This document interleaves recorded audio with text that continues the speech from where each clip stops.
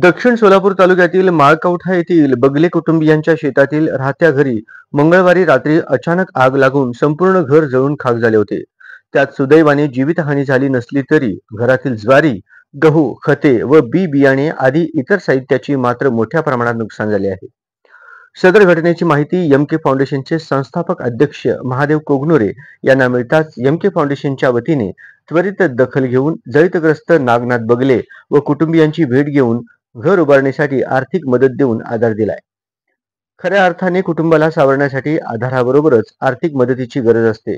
म्हणून एक सामाजिक बांधिलकी जपत महादेव कोगनोरे यांनी जळीतग्रस्त कुटुंबियांना नेहमीच मदतीचे हात देऊन एक माणुसकी जपण्याचे काम ते करत असतात. सोलापूर जिल्ह्यात कोठेही जळीतग्रस्ताची घटना घडल्यास एमके फाउंडेशनच्या वतीने तात्काळ दखल घेऊन मदत पोहोचवली जाते.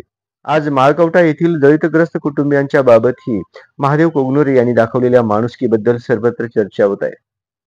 याप्रसंगी भाजपा ज्येष्ठ नेते हनुमंत कुलकर्णी, सिद्धाराम बगले, ग्रामपंचायत सदस्य आनंदकुमार थोरात, यशवंत वाघमोडे, दत्ता म्हेत्रे, ओमकार स्वामी, माळकवठा पोलीस पाटील वर्षा राणी बगले, पोलीस पाटील धर्मराव कोळी, पोलीस पाटील अशोक पुजारी, धनराज कोळी, महादेव कोळी, जालिंदर माशाळे, बसीर नदाफ, प्रज्वल प्रचंडे, विनोद गव्हाणे, राहुल हेरडे, सागर मदने, अविनाश तोडकरी, विष्णू कळमरे, हिमेश सगरे, गजानन मिरेखोर आदींसह बहुसंख्य ग्रामस्थ उपस्थित होते.